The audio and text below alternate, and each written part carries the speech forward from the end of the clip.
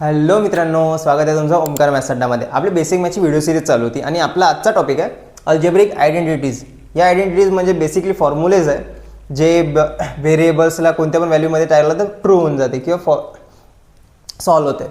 आता हे तुम्हाला कामी कुठे येणार? तुम्हाला करिअरमध्ये पण नक्कीच कामी येणार आहे, कारण की करिअर आपलं इंजिनिअरिंग, प्रोग्रॅमिंग, कम्प्युटर प्रोग्रॅमिंग झाली, बिझनेस कराल, बिझनेसमध्ये कामी येणार आहे, बँकिंगमध्ये पण कामी येणार आहे.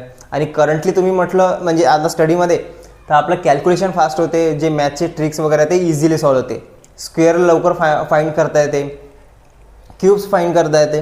तर हे बेसिकली त्याच्यावर हे युजफुल आहे. ओके, तर आता फर्स्ट आहे आपला square of sum. Square of म्हणजे स्क्वेअर तर माहिती आहे आपलं, ज्याचा पॉवर 2 राहते. स्क्वेअर सम म्हणजे होते प्लस. आता ह्या समचा स्क्वेअर करायचा, ह्या समचा स्क्वेअर. तर काय आहे, अगदी इझी फॉर्म्युला आहे, ए स्क्वेअर. आता बघा, ए प्लस चा ब्रॅकेटचा होल स्क्वेअर, त्याचा फॉर्म्युला काय आहे, A square plus twice A B plus B square. पहिले एचा स्क्वेअर, नंतर 2नी दोघाला मल्टिप्लाय आहे, नंतर बीचा स्क्वेअर आहे. किंवा तुम्ही असं पण लिहिलं तरी काही प्रॉब्लेम नाही, A square plus B square plus twice A B. कोणी कोणी असं पण म्हणतात, काही प्रॉब्लेम नाही, दोघाचा अर्थ सेमच आहे. पण सममध्ये ओके, सबट्रॅक्शनमध्ये नाही होत तसं. ओके, आता याचा यूज कसा होतो, आपण याच्यावर काही फॉर्म्युलेज एक्झाम्पल्स घेऊ. आता एक एक्झाम्पल घेतलं आपण, 2 + 3 म्हणजे काय होते 5. तर याचं जे काय ॲन्सर येईल अंदर काय आला 5चा स्क्वेअर म्हणजे किती, ते 25 आपल्याला माहीत आहे. त्या दोघांचं ॲन्सर काय ना 25 लास्टमध्ये. बघा आता कसं, 3चा होल स्क्वेअर. आता इथं ए म्हणजे काय झालं 2, बी म्हणजे काय झालं 3. मग काय फॉर्म्युला आपला, 2aचा स्क्वेअर प्लस 2 इंटू ए इंटू बी इंटू बीचा स्क्वेअर. एचा स्क्वेअर, 2चा स्क्वेअर म्हणजे 4, 2 इंटू 2 4, 4 3 12, 3चा स्क्वेअर 9, 16 प्लस 9 25 आला 5चा स्क्वेअर. राईट, आता सेम झाला, बिलकुल स्क्वेअरच माहीत झाला. आता आपल्याला समजा 25चा स्क्वेअर काढू आपण, 25चा स्क्वेअर. आता 25ला आपण 20 + 5 लिहू शकतो. 25ला आपण 20 + 5 लिहू शकतो ना. 20 + 5 म्हणजे काय होते 25. मग 20 + 5चा होल स्क्वेअर झालं या फॉर्ममध्ये कन्वर्ट. आता आपण 25चा स्क्वेअर काढू. सेम तोच फॉर्म्युला लावायचा, काय एचा स्क्वेअर, ए म्हणजे इथं काय आहे 20 प्लस, मी म्हणत चाललो त्याच्या म्हणजे माझ्यासोबतच बोला, ए स्क्वेअर प्लस ट्वाईस ए इंटू बी, 5 इंटू इथं प्लस आहे, प्लस बीचा स्क्वेअर म्हणजे 5चा स्क्वेअर. 2चा स्क्वेअर 4 म्हणजे इथे 400 प्लस 2 इंटू 20 80 नाही 2 इथे 40 इंटू 5 200 प्लस 5चा स्क्वेअर 25. 400 प्लस 200 600 प्लस 25 625 म्हणजे 25चा स्क्वेअर किती आला 625. असं हे काम करते. हा जे आयडेंटिटीचा फॉर्म्युला आहे त्याचं काम करते. आपण स्क्वेअर पार्ट केला म्हणजे काढला. आता तुम्हाला छोट्या नंबरचा तर इझी वाटून जाते, 25चा आहे असं निघून जाते. पण जेव्हा जसं आता 3 डिजिटचे नंबर्स आहे त्याचं काढायचं असेल तर तेव्हा हे असे फॉर्म्युले तुम्हाला लवकर कामी येते आणि कॅल्क्युलेशन तुमचं नक्की फास्ट होणार. पण ते कसं, जेव्हा तुम्ही प्रॅक्टिस कराल तेव्हा. आता तुम्ही याच्यावर प्रॅक्टिस होमवर्क घेऊ शकता, स्वतःच्या नंबरचे हे करा. जसं फॉर एक्झाम्पल आता 73चं तुम्हाला स्क्वेअर काढायचं आहे तर 73ला तुम्ही कसं लिहू शकता, 70 + 3 म्हणजे स्क्वेअर काढू शकता. मग जर हा फॉर्म्युला अप्लाय केला तुमचा स्क्वेअर निघते. ओके, आता आपण नेक्स्ट आयडेंटिटी बघू.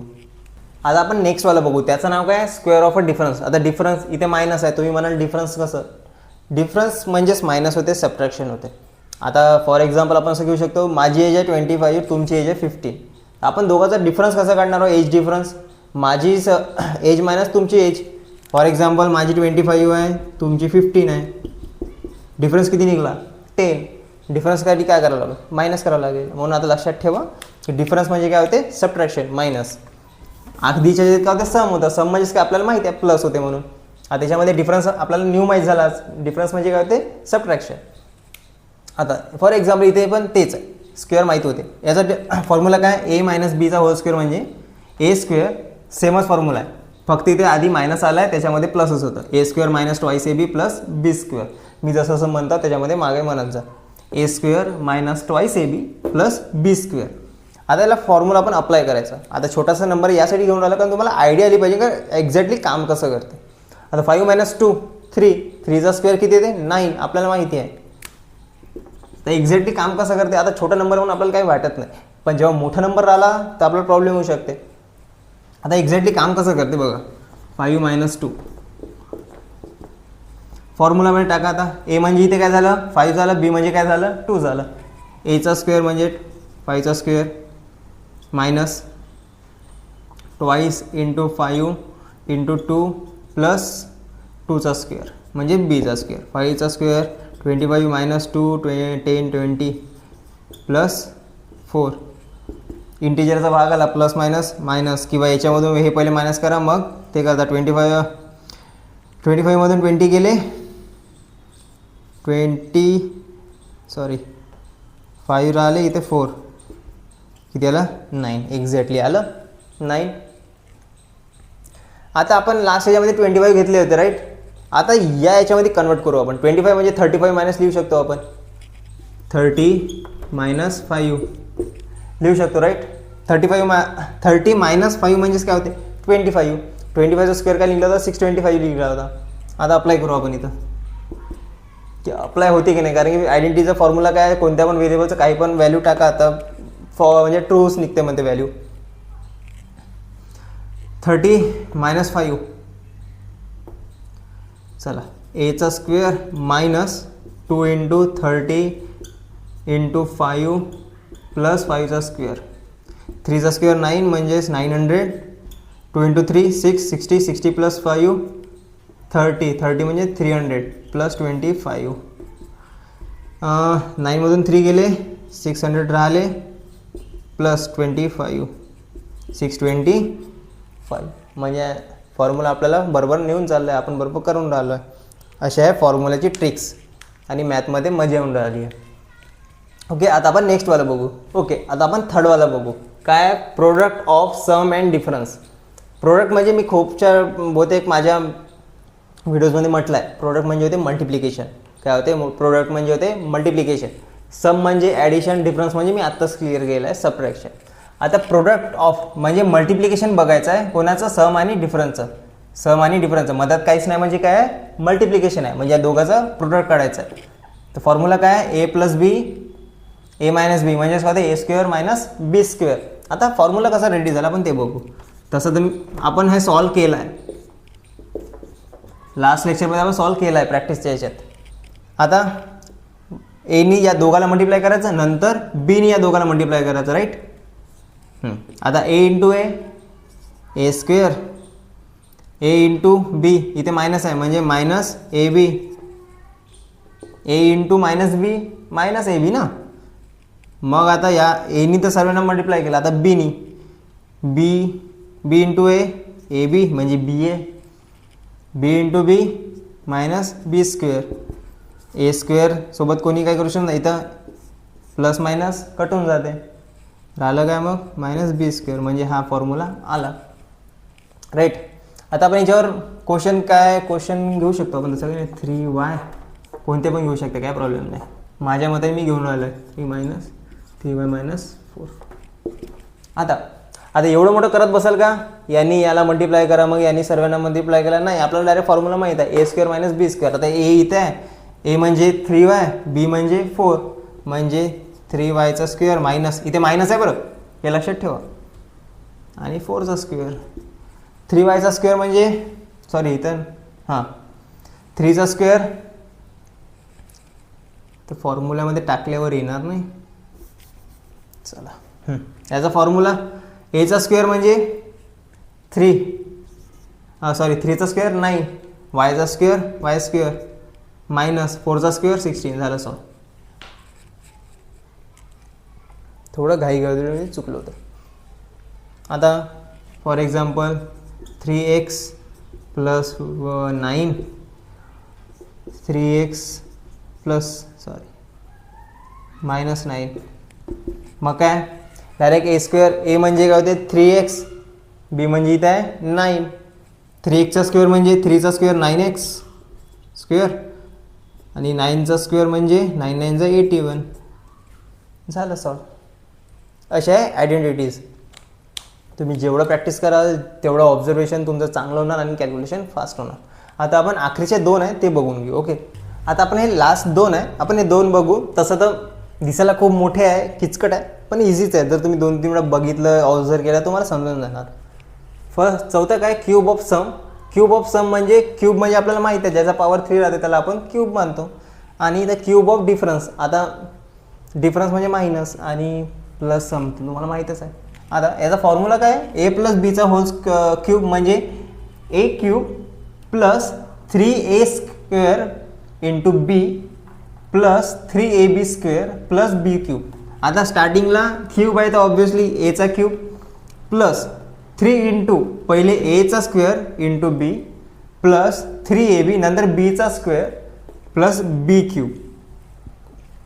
सेम फॉर्म्युला आहे, फक्त इथे मायनस आहे. फर्स्ट आणि लास्टमध्ये मायनस आहे, सबट्रॅक्शन आहे. काय, ए मायनस बीचा होल क्यूब म्हणजे A cube minus 3a square B plus 3ab square minus B cube.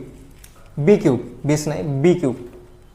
A cube माझ्यासोबत म्हणा, ए क्यूब मायनस 3a स्क्वेअर बी प्लस 3ab स्क्वेअर मायनस बी क्यूब. सारखेच आहे, फक्त लास्टमध्ये याच्यामध्ये मायनस आहे, याच्यामध्ये प्लसच आहे, काही प्रॉब्लेम नाही. आणि काय, पहिले 3a स्क्वेअर बी आहे, नंतर 3ab स्क्वेअर आहे. आधी एचा स्क्वेअर नंतर बीचा स्क्वेअर, 3 कॉमनच आहे. ओके, आता जसं आपण कॅल्क्युलेशन करत आलं तसंच करू. आपण एक सिम्पल एक्झाम्पल घेऊ. सिम्पल एक्झाम्पल यासाठी घेत आहो कारण की तुम्हाला कन्सेप्ट क्लिअर झाला पाहिजे. मेन म्हणजे की कसं काय कॅल्क्युलेशन देते. 3 क्यूब, 3चा क्यूब आपल्याला माहिती आहे 27.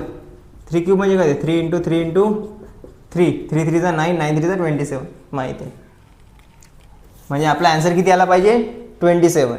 नाही आलं तर आपलं चुकलं म्हणायचं.